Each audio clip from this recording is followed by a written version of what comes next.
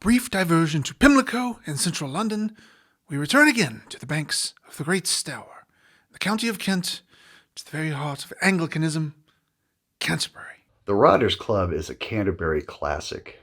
In fact, I'd say it's the quintessential Canterbury album. So, let's recap what I've learned about the Canterbury scene so far. About 20 or so years ago, I first heard Gong, trippy, funny, great musicians. Then for the second album of this season, I got strenuously attached to Fish Rising.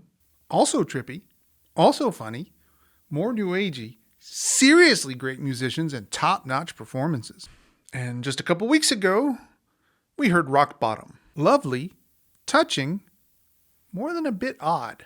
So from all of this, the musicians already encountered, the music already spun, what can I predict about what I'm about to hear on the Rotters Club? Well, aside from the fact that the musicians have all been pretty good, not too much, I suppose. The members of Hatfield and the North came from various groups. This Canterbury supergroup included members like Pip Pyle, who had played with Gong previously, Phil Miller on guitar, who had played with Robert Wyatt and Matching Mole, Phil's brother Steve Miller, and of course Richard Sinclair also was from Caravan as well. Dave Sinclair was on keyboards as well on the first album, and later he was replaced by Dave Stewart, who appears on this record. Backing vocals on both albums were sung by the Northettes, which included Amanda Parsons, Barbara Gaskin, and Ann Rosenthal. Together they moved away from the blues direction into a more ornate style that you hear on this record that is really the recipe for the Canterbury sound. Wikipedia lists the genres for this album as progressive rock, Canterbury scene, and jazz fusion. If that helps. It might. Also, it looks like you've got another book to read. Oh yeah? Yeah, in 2001, Jonathan Coe wrote a book called The Rotters Club, based on this album. Just the one book this time? I can do that. Ooh, check this out. This book has the longest sentence ever recorded in English language literature history. Really? That's wild. This is shaping up to be a fun week. So you're probably curious about the name of this band. The name of the band was inspired by the road signage on the main A1 road leading north from London. This style of sign from the 70s has now been replaced with one that reads slightly different. The North, Hatfield.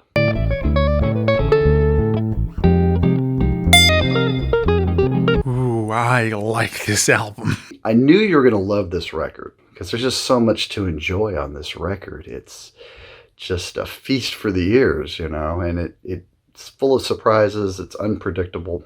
And that's what I think makes some of the best progressive rock. At first, for the first song or so, I was thinking intelligent Britpop, maybe along the lines of early Squeeze or Finn Brothers. And before you write me, I meant Britpop as a style. I know the Finn Brothers are from New Zealand. But then, in rapid-fire succession, I was hearing Larry Coryell, Weather Report, Sonny Chirac, Flora Purim era Return to Forever. Yeah, I'm definitely digging this. The opening track, Share It. My first thought is that someone did a YouTube search for 70s power pop backing track and then ad-libbed singing the contents of a short story over the top of it. Richard Sinclair on bass and vocals, and I think he is the voice of Canterbury, quite honestly. Him and Robert Wyatt, to a lesser extent, are the guys that sang on the biggies. My second thought, though, is that I really need to figure out if the things that sound like subtle modulations are the result of the singer putting a minor third over a major chord, or if the chord changes are actually modulating like every 2 beats. Lounging there trying. Look, as impressive as the Space's Infinite style solo is, and as difficult as the tricky, slippery unison run is at the end, I think it's the changes that impress me the most. I mean, check these chords out.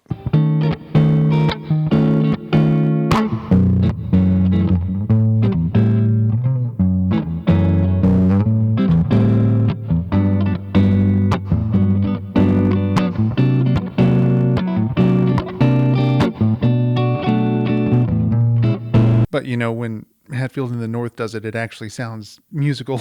And then after that, we have 3 tunes that all kind of feed into each other.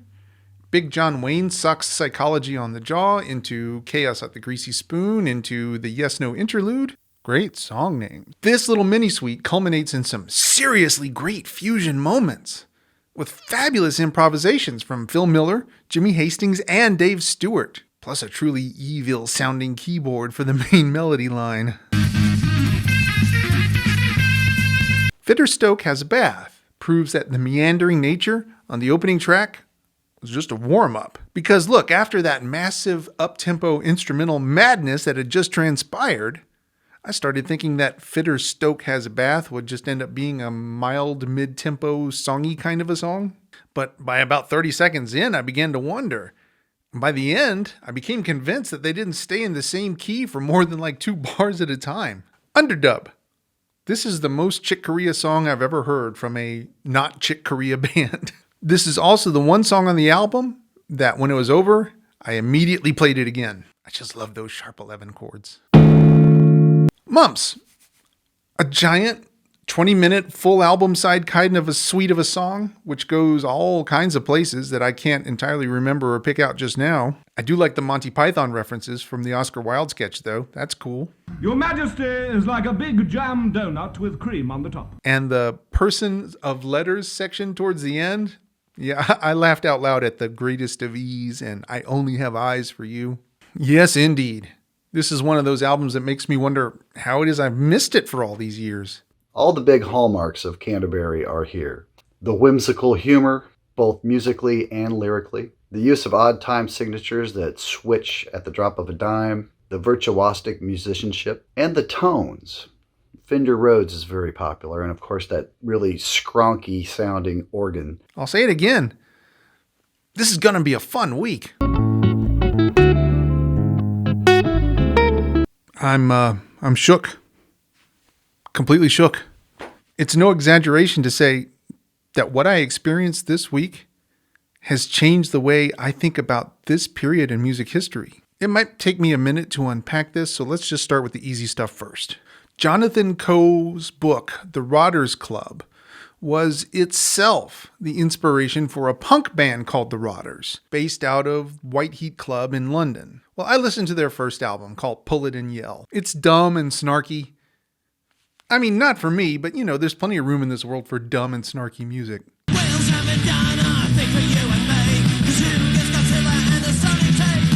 And the next thing to discuss is the music on The Rodders Club itself.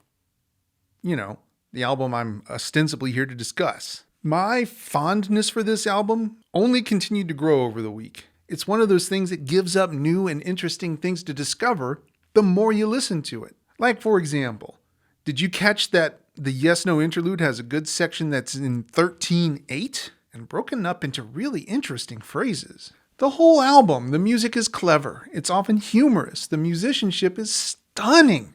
The improvisation has intention, direction, and intensity.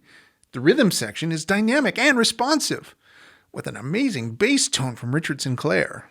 Of course, when I think of Richard Sinclair, the first album that comes to mind is The Land of Grey and Pink from Caravan and the other albums that he was involved with them. So anywhere he goes, he brings this Caravan vibe with him. I'm absolutely besotted with this album. But if you're wondering why my tone isn't exactly matching my words, well, as good as this album is, it was reading Jonathan Coe's book that had the most profound impact on me this week. In fact, Coe's book, The Rodders Club, made me rethink everything I know about music from the UK and Ireland in the 70s, 80s, and 90s. All of it. Skiffle to ska, prog to punk. All of it. And I don't know necessarily that it's a big spoiler or anything to talk about, but then again, the feeling of having my mind blown so profoundly was so intense that I kind of don't want to deprive anyone of having that same experience, if you know what I mean. So I suppose for now, what I will have to simply do is state that even music we might consider to be timeless today was very much born of a time and of a place. And understanding some societal truths concerning the musician's response. Stop being so freaking coy. Look, spoiler alert, everyone. He's talking about the Troubles, all right? It took him reading a book for genius over here to remember that there were bombs going off and families being separated in the UK and in Ireland at the time. Yes. I'm ashamed to say it, but it's true. I mean, I guess I have a good enough handle on what 9/11 did to American culture and music. But be honest with me. When you're listening to, I don't know, The Police's Zenyatta Mondatta, or Gilbert O'Sullivan's A Stranger in My Own Backyard, do you ever think of the Troubles? Once I read this book and I started doing some research on the effect of the Troubles in music and what had happened at the time, I started uncovering some really amazing things. So, for example, would it surprise you to learn that Van Morrison couldn't return home from his 1973 tour because it wasn't safe for him to cross the border? It surprised me. And look, it's not because I wasn't aware there was such a thing as the Troubles, right? But I never put that part of history in context with the music being made at the time. And the thing is, it's not as if the musicians were immune. Just look up Miami Show Band, for example, and see if their story fits in any way with the way you think about music from the 70s. Anyway, final thoughts on The Rotters Club by Hatfield in the North. The album's brilliant, beginning to end. I like it. If you enjoyed The Rotters Club, I highly suggest checking out the self-titled debut album as well. It's equally compelling, and they're kind of a twofer. You kind of have to have both. And the book it inspired has forever changed the way I see a good portion of music history. It's been quite a week.